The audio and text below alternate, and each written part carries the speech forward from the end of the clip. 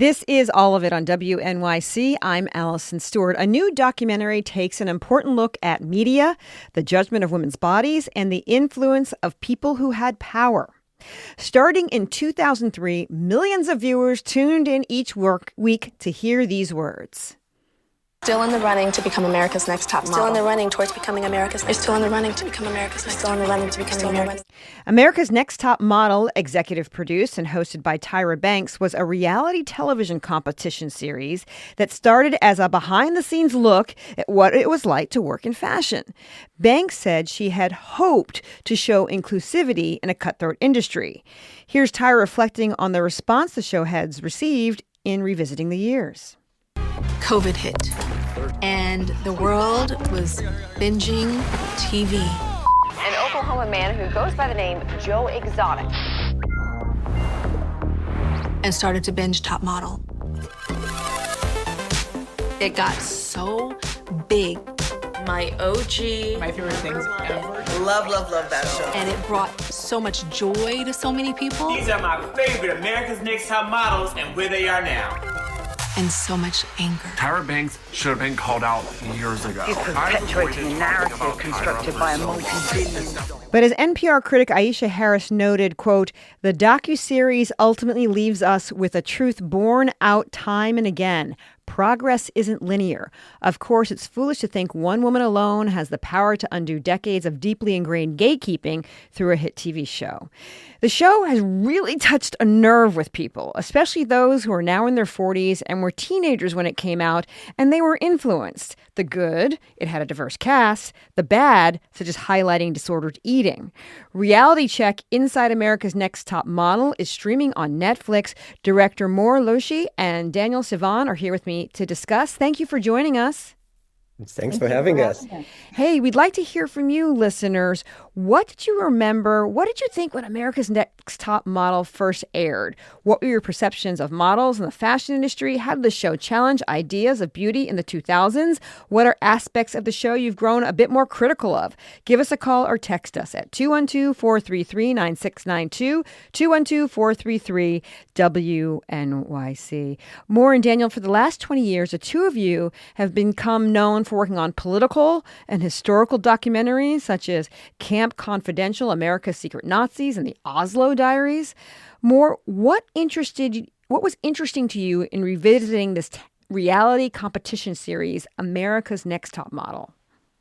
So, of course, we all grew up on this show. I'm 43, so I still remember vividly, each season and how it evolved and how it reflected as me, as a young woman, and, and a person that grew up in those years. And when the production companies approached us, we thought, okay, wow, this is great because it will allow us to really tell the story. And when we understood, that the access was so great, I mean, the judges were already on board and many of the models, we said this is a real opportunity to really look into the story beginning to end and really take, a deep look at what things happen, what was behind the scenes really, and, how we can even reflect about that in our generation, in the next generation. So for us, it was, it was just an amazing opportunity to really take a deep look about our past that, in many ways is our present today. Daniel, this documentary is everywhere. People are commenting everywhere. Are you surprised at the reaction that this documentary has received? We knew it will receive attention. I mean, the show meant a lot for a lot of people, and also shattering its image is something painful for a lot of people to watch and revisit. But honestly, we were surprised. I mean, it became much bigger than anyone expected. Moore, Tyra Banks did not produce this documentary, and you work like filmmakers. You use a non-judgmental lens when you're looking at a subject. How did you get Tyra to sit down with you and to give you so much time when you were going to ask her some pretty hard questions?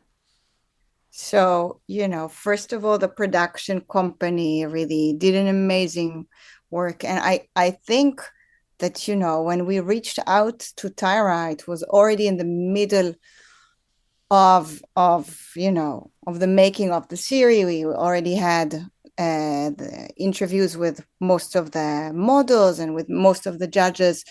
And we reached out to her, and we told her, this is really, you can decide yes or not. This is happening with or without you. And we would definitely love to hear your story, because me and Danny were both genuinely curious in her story. I mean, this is, it was a different era, and she broke so many ceilings, and she really did have, I think, amazing intentions at the beginning.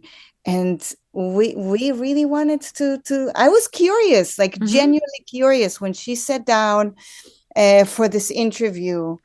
I hope that she felt that I'm curious to hear her comments, and how did this even idea came about, and how did she start, and how did it felt, not only the controversial things, right, but also the root story about the show. And she answered all the questions, even the hard ones. We asked everything, and I think she came ready. I think that it's been a long time coming. COVID era. Tyra also says everybody rewatched it. Everybody talked about it. I think it was time for everyone for open this conversation. And, I think that part of the success of the show is that people were thirsty for it. It led the grounds of so many things that are today in our pop culture: image, beauty, weight. These are all essential subjects to us today as a society, as women. I mean, it's still a very big deal. And I think that some of the things that happened in the show were very wrong then and are very wrong today. And Tyra sitting down to answer the questions was I think important thing. Daniel, what was your understanding of what Tyra Banks tried to accomplish with the making of America's Next Top Model in the early days? I mean, I don't feel comfortable narrating Tyra, but I can tell you that, what I found fascinating about this show is it really brought to light so many different people and persons than American television back then had.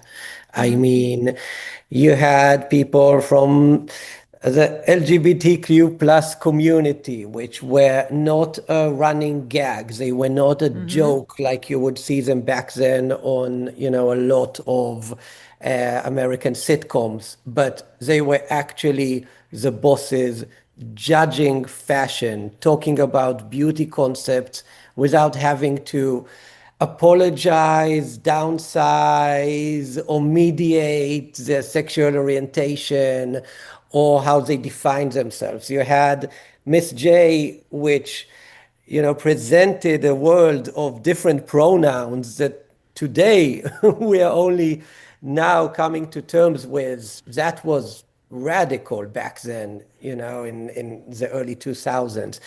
And you had a woman of color which was hosting a show, not as a contender, but as an executive producer, as somebody that is calling the shots. She doesn't have a man above her. It's not Survivor, The Amazing Race. She is a host and she is a boss.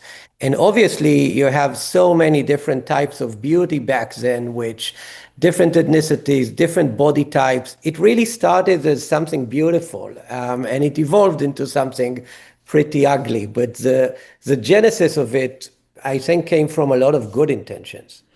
We got a text that says, I was a viewer of an ANTM back in the day, so I decided to check out the documentary. After one episode, I was sucked in and binge watched the whole series at 3 a.m.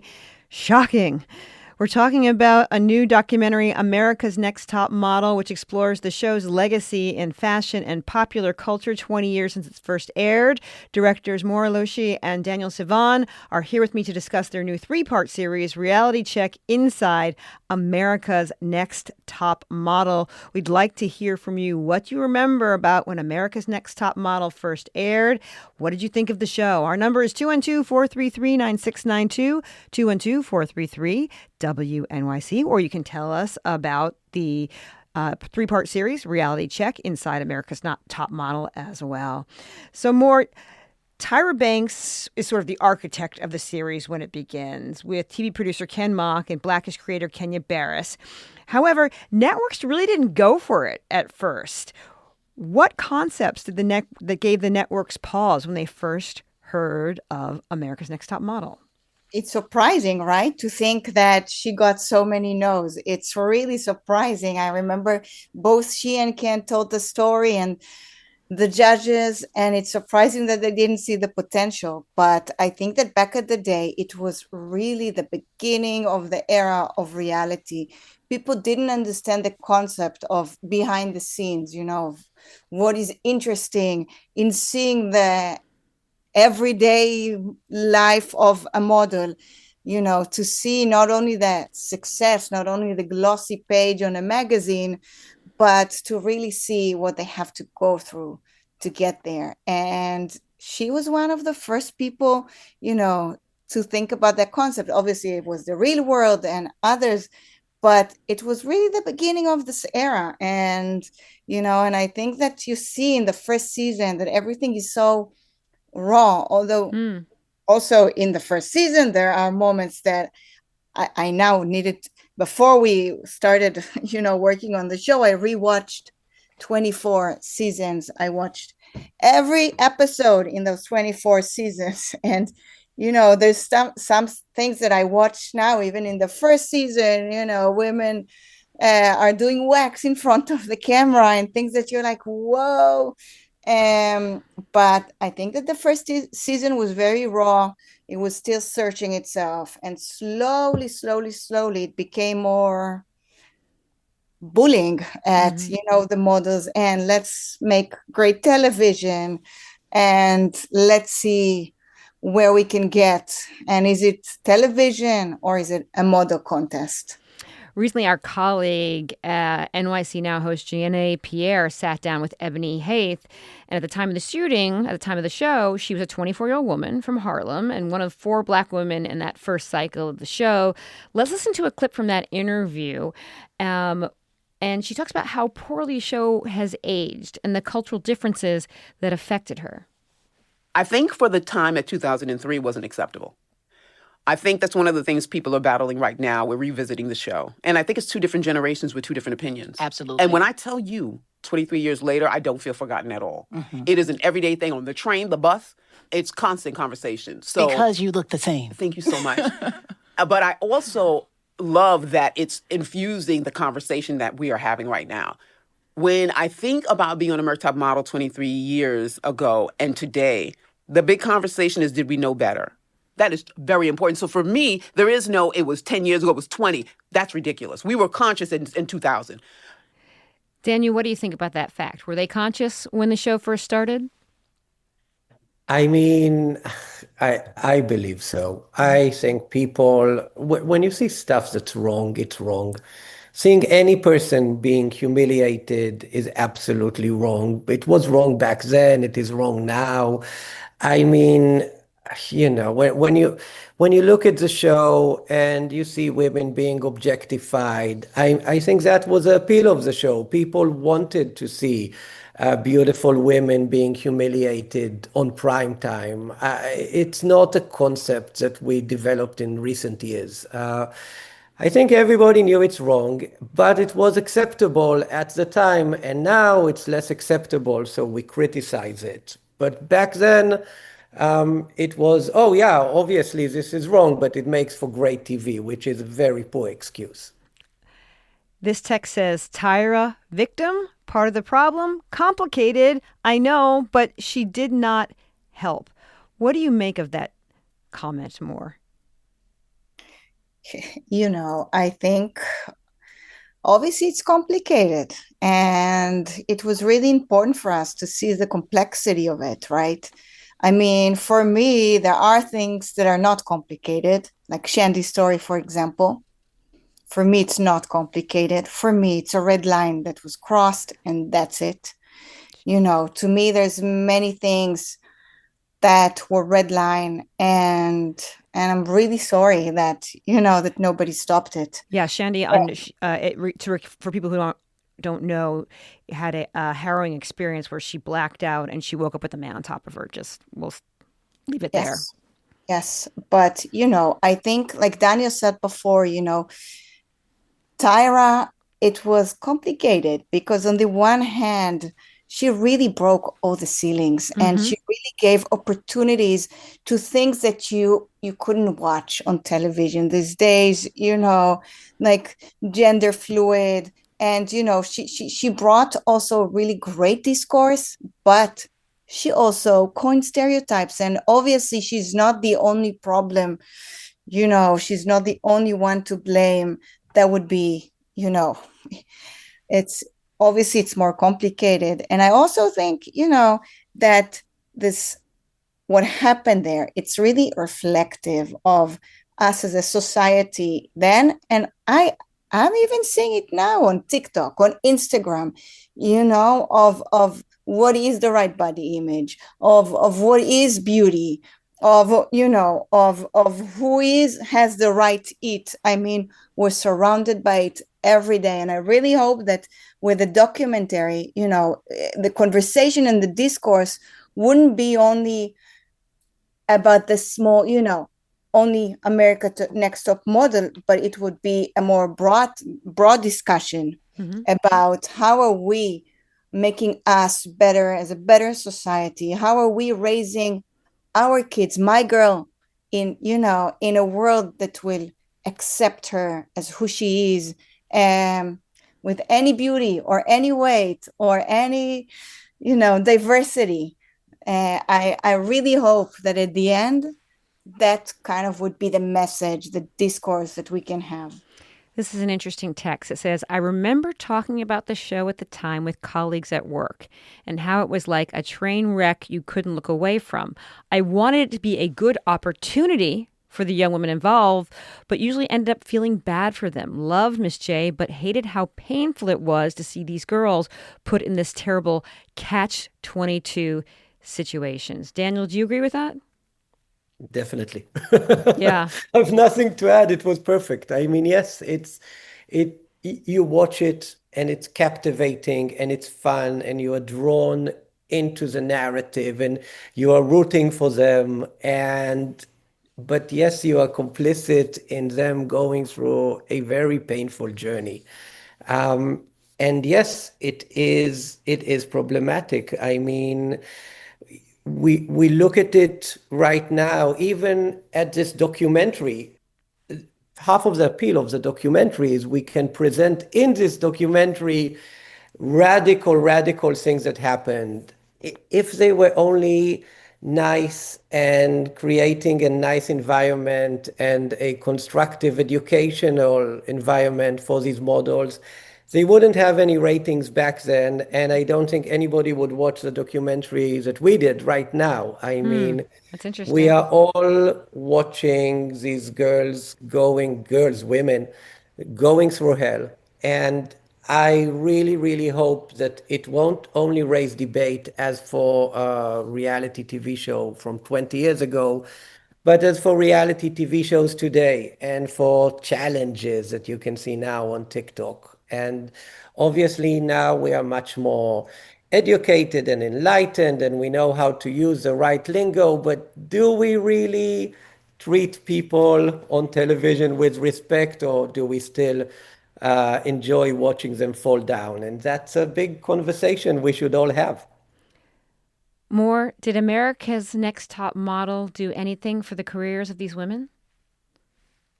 Unfortunately, to very, very, very few. Most of them, on the contrary, Danny Evans' story in the series, they were coined. Some had successes, but very, very few. When you look at 24 seasons and each season, 12 or 13 girls, very, very few.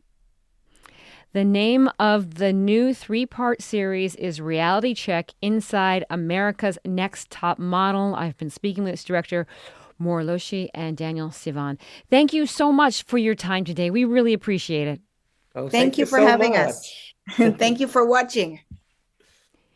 And that is all of it for today. I'm Allison Stewart. I appreciate you listening, and I appreciate you.